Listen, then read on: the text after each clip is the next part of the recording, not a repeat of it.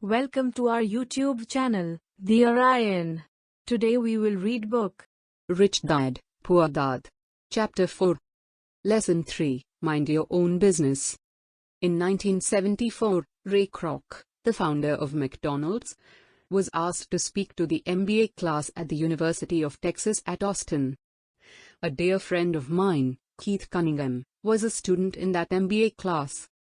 After a powerful and inspiring talk, the class adjourned, and the students asked Ray if he would join them at their favorite hangout to have a few beers. Ray graciously accepted. "What business am I in?" Ray asked, once the group had all their beers in hand. Everyone laughed, said Keith. Most of the MBA students thought Ray was just fooling around. No one answered, so Ray asked the question again. "What business do you think I'm in?" The students laughed again, and finally one brave soul yelled out, "Ray, who in the world does not know that you're in the hamburger business?" Ray chuckled. "That is what I thought you would say." He paused, and then quickly said, "Ladies and gentlemen, I'm not in the hamburger business. My business is real estate." Keith said that Ray spent a good amount of time explaining his viewpoint. In their business plan, Ray knew that the primary business focus was to sell hamburger franchises. But what he never lost sight of was the location of each franchise. He knew that the real estate and its location was the most significant factor in the success of each franchise.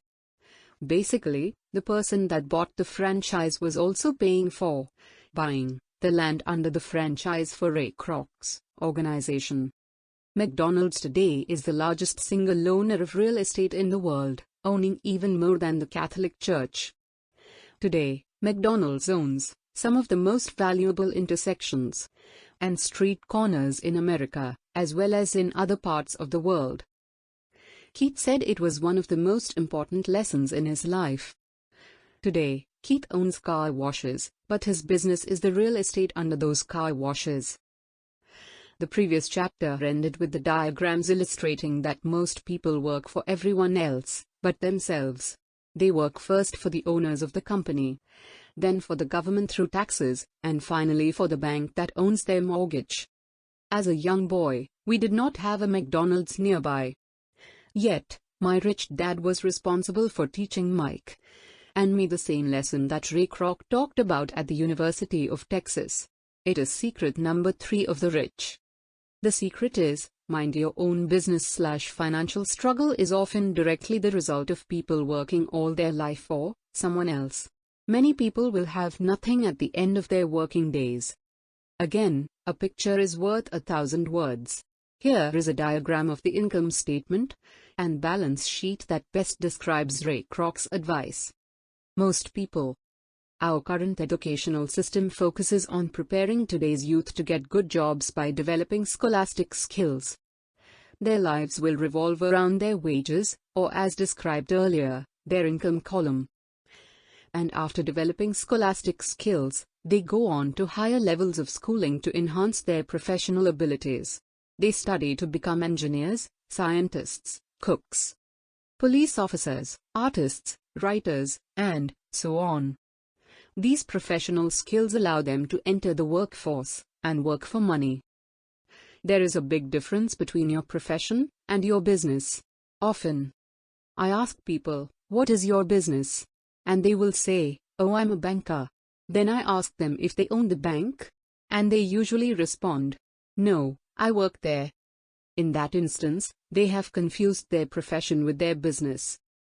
Their profession may be a banker, but they still need their own business. Ray Kroc was clear on the difference between his profession and his business. His profession was always the same. He was a salesman.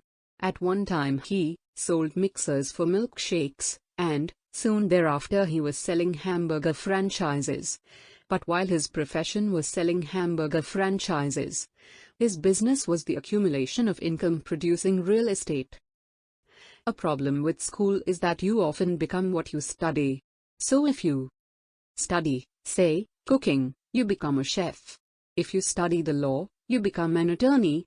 And a study of auto mechanics makes you a mechanic. The mistake in becoming what you study is that too many people forget to mind their own business. They spend their lives minding someone else's business and making that person rich. To become financially secure, a person needs to mind their own business. Your business revolves around your asset column, as opposed to your income column. As stated earlier, the number one rule is to know the difference between an asset and a liability, and to buy assets. The rich focus on their asset columns while everyone else focuses on their income statements. That is why we hear, so often, "I need a raise. If only I had a promotion.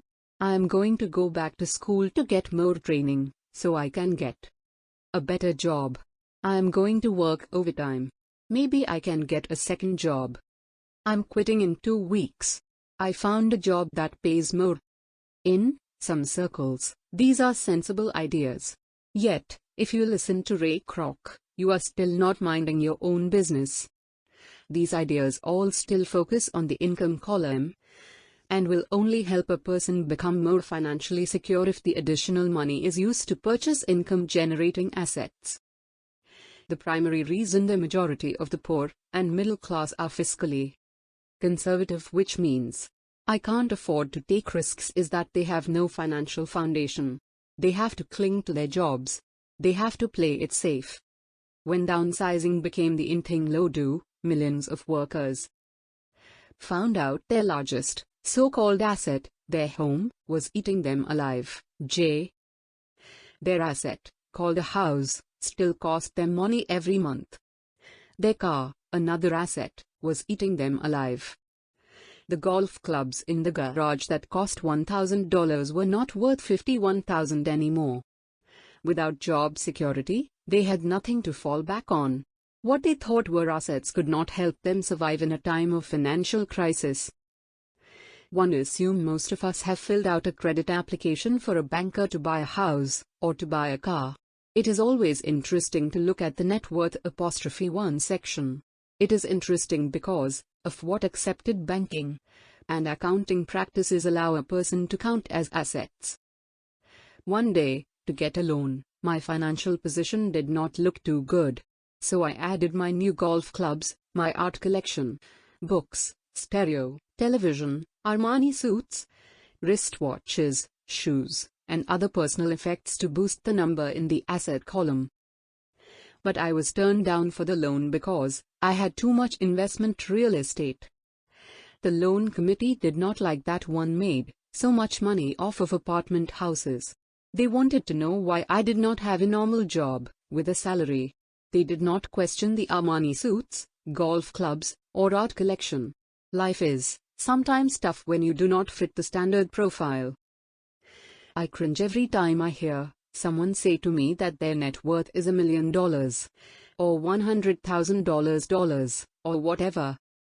One of the main reasons net worth is not accurate is simply because the moment you begin selling your assets, you are taxed for any gains. So many people have put themselves in deep financial trouble when they run short of income. To raise cash, they sell their assets. First, their personal assets can generally be sold for only a fraction of the value that is listed in their personal balance sheet. Or if there is a gain on the sale of the assets, they are taxed on the gain. So again, the government takes its share of the gain, thus reducing the amount available to help them out of debt. That is why I say, someone's net worth is often worth less than they think. Start minding your own business. Keep your daytime job, but start buying real assets, not liabilities, or personal effects that have no real value once you get them home. A new car loses nearly 25% of the price you pay for it the moment you drive it off the lot. It is not a true asset even if your banker lets you list it as one. My $400 new titanium driver was worth $150 the moment I teed off. For adults, keep your expenses low, reduce your liabilities, and diligently build a base of solid assets. For young people who have not yet left home, it is important for parents to teach them the difference between an asset and a liability. Get them to start building a solid asset column before they leave home. Get married, buy a house, have kids, and get stuck in a risky financial position, clinging to a job and buying everything on credit. I see so many young couples who get married and trap themselves into a lifestyle that will not let them get out of debt for most of their working years.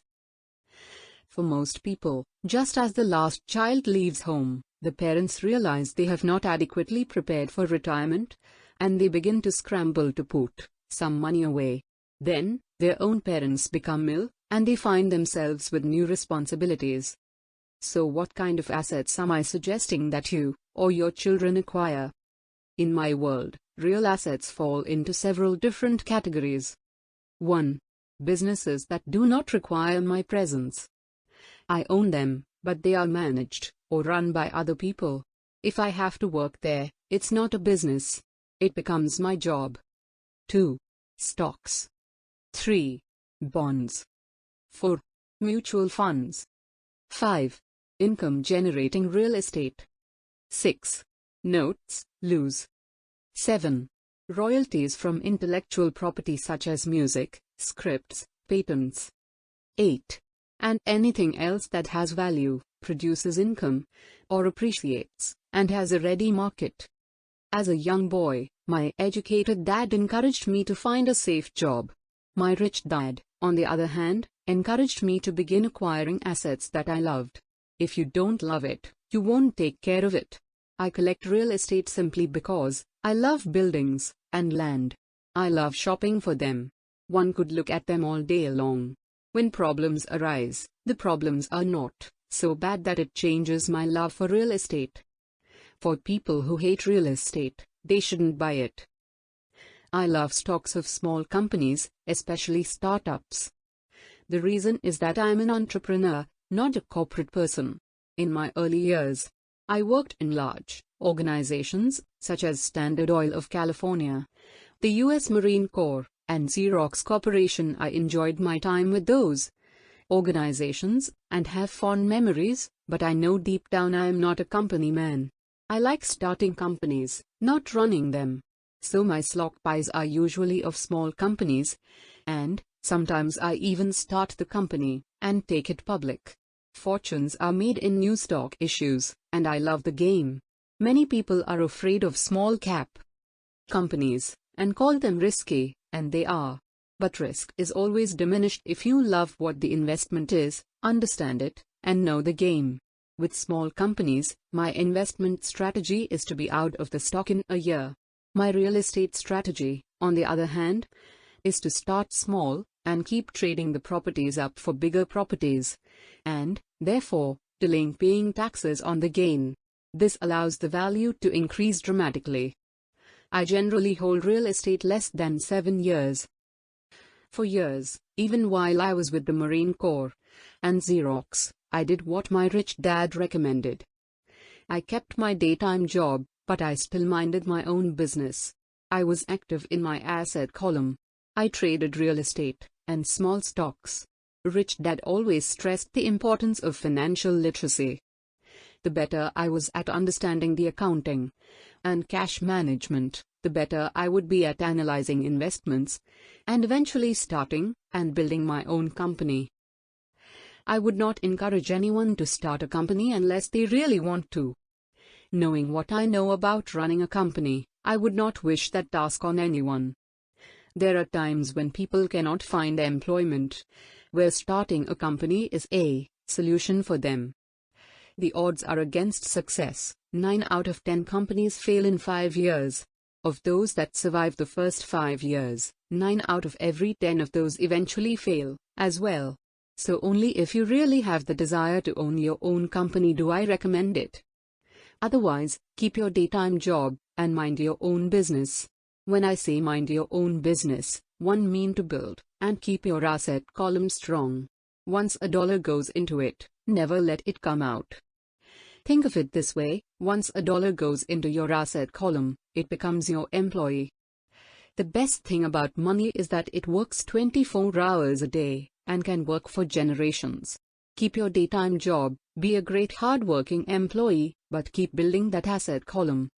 As your cash flow grows, you can buy some luxuries.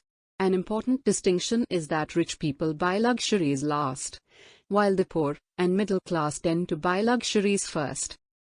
The poor and the middle class often buy luxury items such as big houses, diamonds, furs, jewelry, or boats because they want to look rich. They look rich, but in reality they just get deeper in debt on credit. The old money people, the long-term rich, built their asset column first. Then, the income generated from the asset column bought their luxuries. The poor and middle class buy luxuries with their own sweat, blood, and children's inheritance. A true luxury is a reward for investing in and developing a real asset. For example, when my wife and I had extra money coming from our apartment houses, she went out and bought her Mercedes. It did not take any extra work or risk on her part because the apartment house bought the car. She did, however, have to wait for it for 4 years while the real estate investment portfolio grew and finally began throwing off enough extra cash flow to pay for the car. But the luxury, the Mercedes, was a true reward because she had proved she knew how to grow her asset column. That car now means a lot more to her than simply another pretty car. It means she used her financial intelligence to afford it. What most people do is they impulsively go out and buy a new car or some other luxury on credit. They may feel bored and just want a new toy. Buying a luxury on credit often causes a person to, sooner or later, actually resent that luxury because the debt on the luxury becomes a financial burden. After you've taken the time and invested in and built your own business, you are now ready to add the magic touch, the biggest secret of the rich. The secret that puts the rich way ahead of the pack. The reward at the end of the road for diligently taking the time to mind your own business. Thank you. We'll continue to next chapter in our next video.